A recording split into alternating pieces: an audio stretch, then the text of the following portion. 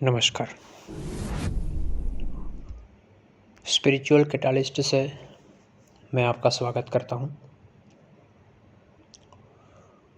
आज अष्टमी है और नवरात्र में जो साधक लोग हैं उनके लिए ये दिन बहुत ही अहमियत लगता है। कई सारे लोग आज यज्ञ हवन पूजा करते हैं, कई सारे लोग आज साधना करते हैं। अष्टमी को कई बार लोग कालाष्टमी भी बोलते हैं, कालरात्रि भी बोलते हैं।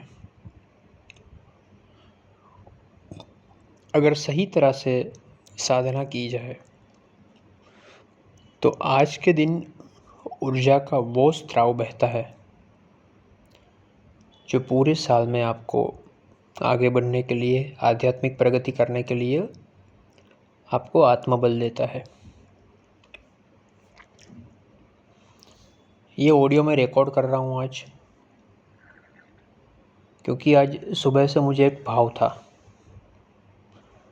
कि आज मुझे देवी के उस स्वरूप को उजागर करना है, देवी के उस स्वरूप की चर्चा करनी है जो ना ही किसी की माँ है, ना ही किसी की पत्नी है, ना ही किसी की बहन है, ना ही किसी का कुछ भी है। वो सिर्फ शक्ति है, वो सिर्फ ऊर्जा का एक प्योर फॉर्म है।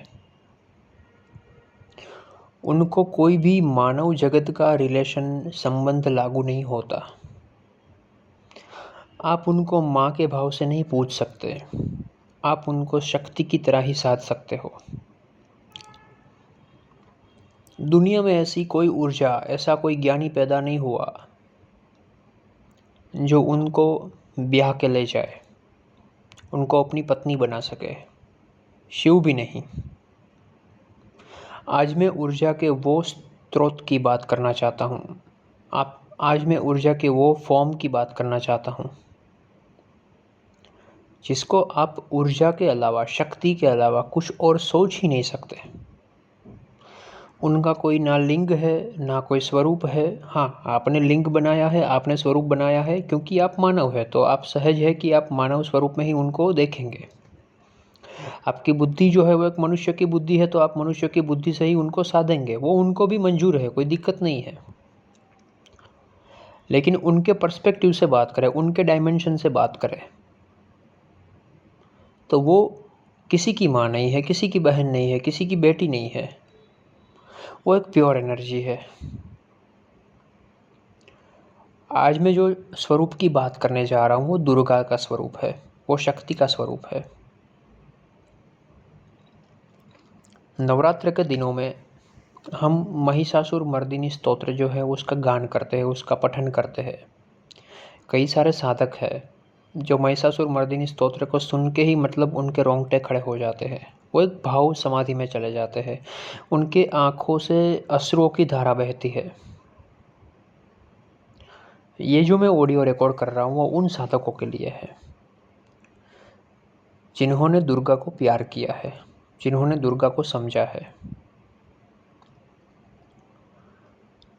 महिषासुर मर्दिनी स्तोत्र जो है वो वैसे तो आदि शंकराचार्य ने उसकी रचना की है और देवी महात्म्य खंड में आप उनकी पूरी विवरण जो है, उनका जो श्लोक है वो पढ़ोगे आप। भावार्थ अगर आपको चाहिए तो गूगल पे मिलेगा, ठीक है। भावार्थ गूगल पे मिल जाएगा लेकिन भाव आपको नहीं मिलेगा। भाव आपको सतगुरु के पास मिलेगा। इस दुनिया में अगर आप शिव तांडव स्तोत्र, शिव महिम्न स्तोत्र, महिषासुर मर्दिनी स्तोत्र, कनकधारा स्तोत्र, किसी का भी अगर भावार्थ चाहिए तो आपको गूगल पे मिल जाएगा। लेकिन भाव चाहिए, वो समझ चाहिए, वो परिपक्वता चाहिए कि ये किस आयाम में रचा गया था, ये किस ऊर्जा का रूपांतरण है, ये किस ऊर्जा का डायमेंशन है। अगर ये समझना है तो आपको कोई सद्गुरु चाहिए। और आध्यात्म जो है वो तत्व ज्ञान पे चलता है, वो तत्वों की समझ पे चलता है, वो भावार्थ पे नहीं चलता।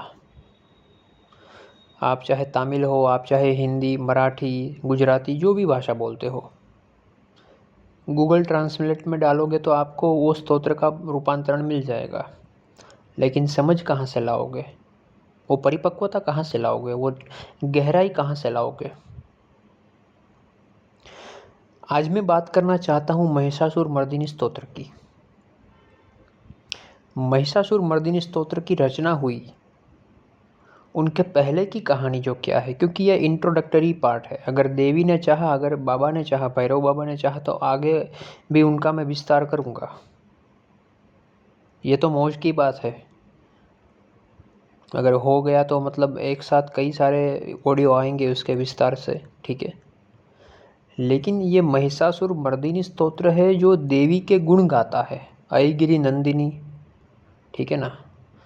तो ये दुर्गा का जो गुण गाता है, वो दुर्गा कहाँ से उत्पन्न हुई। सबसे पहली बात यह है कि क्या शक्ति को पैदा किया जा सकता है या फिर उनका सिर्फ साक्षात्कार किया जा सकता है। कथा यह कहती है कि महिषासुर जो असुर है, महिष यानी कि भैंसा, भैंस, बफेलो, उनको ब्रह्मा से वरदान मिला था कि वो इमॉर्टल है, यानी कि वो आजीवन मतलब मरेगा नहीं, सिवाय कि वो स्त्री से मरे या कि स्त्री स्वरूप से मरे। स्त्री ही उनको मार सकती है, वो किसी भी पुरुष से या किसी भी पशु से नहीं मरेगा। और वो अपने स्वरूप को बदल सकता था, कभी शेर बनता था, कभी महिष यानी कि भैंसा बनता था, कभी मानव बनता था। तो ये उनकी एक ऊर्जा थी, ये एक उनकी सिद्धि थी, जैसा आप बोल सकते हो। इनका मतलब ये है कि आप अगर सिद्ध भी हो गए तो आपने कुछ उखाड़ नहीं लिया, आप सिद्ध हो गए भी असुर हो सकते हो, आपकी बुद्धि फिर भी असुर हो सकती है। तो सिद्धों के चक्कर में मत पड़ना, इनका मतलब ये है। मुक्ति वहाँ भी संभव नहीं है। आप जादूगर हो, आप सिद्ध हो, आप जो भी चमत्कार कर सकते हो, ठीक है, आपको मुबारक, लेकिन मुक्ति अलग ही विषय है, यहाँ पे ये भी समझना है। महिषासुर को ब्रह्मा ने वरदान दिया और महिषासुर ने आतंक मचाया। उसने इंद्र आदि देवताओं को इतना प्रताड़ित किया, इनका आसन छीन लिया, उनको ऐसा परेशान किया, उनको भगा दिया इंद्रासन से, ठीक है। और बाद में इंद्र आदि देवता जो है वो गए, तो शिव विष्णु मतलब ब्रह्मा विष्णु और महेश, शिव तो नहीं बोलूँगा लेकिन ब्रह्मा विष्णु और महेश, ये तीनों की वो इंडिविजुअल कैपेसिटी नहीं थी कि वो महिषासुर को मात दे सके। तो उन्होंने अपनी त्रिगुणात्मक ऊर्जा को इकट्ठा किया और एक शक्ति का निर्माण किया, उनका नाम है दुर्गा। और दुर्गा जो है उनका 10 दिन तक युद्ध चला महिषासुर से, और उनके बाद उन्होंने महिषासुर का वध किया। ये कथा जो है वो आपको देवी के महात्म्य में मिल जाएगी। अगर आप स्थूल भाव में जीते हो, अगर आप शरीर भाव के भक्त हो, तो आपके लिए वो देवी को सी शरीर रूप में है जिसने स्त्री का स्वरूप धारण किया। वो आकाश में कहीं पे महिषासुर नाम के असुर के साथ लड़ी होगी, जिसका सर जो है वो भैंस का है और धड़ जो है उसका शरीर जो है वो मानव का है। आपकी चेतना यहाँ तक स्थित है, ठीक है, भाव जगत में वो ठीक है, लेकिन आप तत्वज्ञानी हो। आपको अगर तत्वदर्शी गुरु मिला है तो आपकी समझ इनसे कई ज़्यादा आगे होगी, आपकी समझ इनसे परे होगी। हमारी दिक्कत यह है कि हम शास्त्र की घटना को, वेदों की घटना को हमारे एंगल से देखते हैं। जैसे कि रावण को दशानन बोल दिया तो हम ये मानते हैं कि रावण के 10 सर होंगे, मतलब कि हॉरिजेंटली उसके 10 सर होंगे। ये मूर्खता है मानने का। दशानन यानी कि 10 व्यक्तियों में, 10 प्रज्ञावान व्यक्तियों में जितनी बुद्धि होगी उतनी बुद्धि रावण के अकेले में थी। ये समझना वो तत्वज्ञान है। तो महिषासुर जब बना, महिष यानी कि भैंस, भैंस जो है उनको आध्यात्म में 2 तरीके से देखा जा सकता है। वो आलस्य, प्रमाद, गंदगी का भी प्रतीक है और वो एक स्थिति का भी प्रतीक है। भैंस को आपने देखा होगा, वो पानी में एक जगह पर बैठे रहती है तो वो घंटों तक बैठे रहती है, यानी कि वो स्थित प्रज्ञ है, वो घंटों तक एक ही जगह पर बैठी रहती है। तो वो उसका एक मतलब एक अच्छा गुण भी बोल सकते हो आप। और क्योंकि वो गंदगी में बैठी रहती है, वो गंदी रहती है, आलस्य है, प्रमाद है, तो उसका एक वो दुर्भाव भी गिन सकते हो आप। तो दोनों तरीके से भैंसे को समझा जा सकता है, लेकिन स्वभाव उनका असुरी है, तमस है उसमें। आप अगर विज्ञान को भी समझोगे तो आपको मतलब कोई बोलेगा, न्यूट्रिशन जो है आपको बोलेगा कि भैंस का दूध मत पियो, आपको आलस्य आएगा, प्रमाद आएगा, आप में तमस बढ़ेगा, गाय का दूध पियो, है ना। तो इन सब चीज़ों को इस तरह से समझना होता है। अब तत्व ज्ञान की दृष्टि से देखो तो महिषासुर है कौन? ब्रह्मा यानी कि आपकी बुद्धि है और महिषासुर आपका मन है। आपका मन जो है वो आपकी बुद्धि से वरदान लेके आता है कि उनको कोई मार नहीं सकता, यानी कि मन जो है वो ब्रह्मा पे हावी हो जाता है। मन जो है वो बुद्धि की इतनी प्रशंसा करता है कि बुद्धि उसको बोलती है कि ठीक है भाई, तेरे को कोई मार नहीं सकता, तेरी जो सोच है वही सही।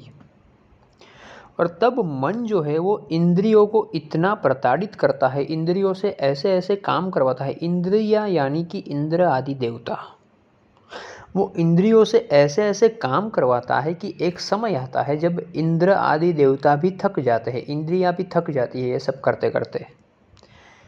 जिसको बोलते हैं ना कि आँखों से देखना, कानों से सुनना, मुंह से बोलना, ठीक है, नाक से सूंघना, मैथुन आदि क्रियाएं करना।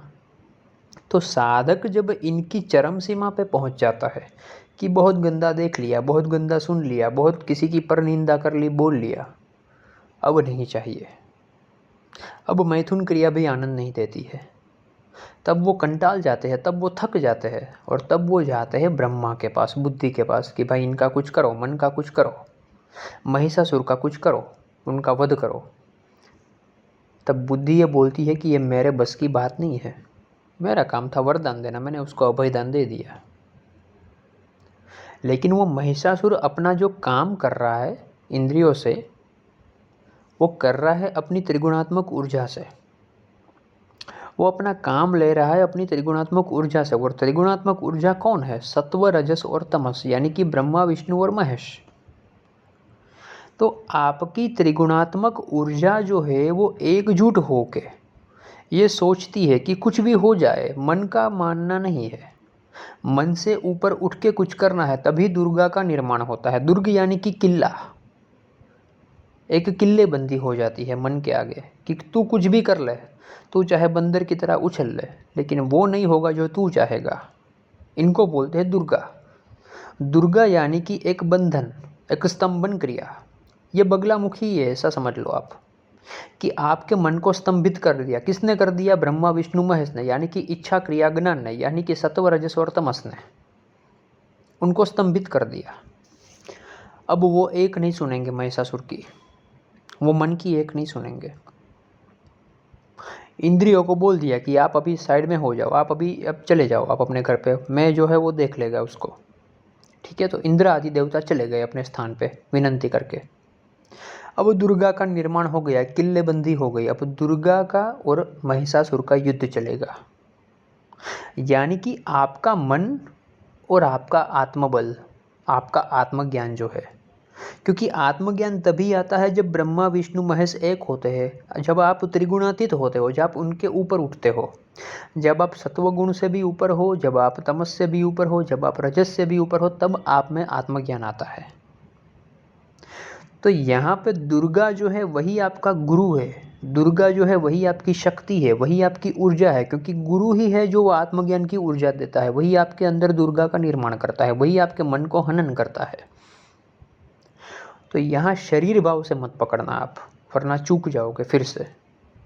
फिर आप दुर्गा को ढूंढोगे कि किसी स्त्री का एक रूप है, बहुत सुंदर है, शेर के ऊपर बैठी है, त्रिशूल धारण किए है, फिर आप फिर से चूक जाओगे, फिर से आप वो वही चक्कर में पड़ जाओगे।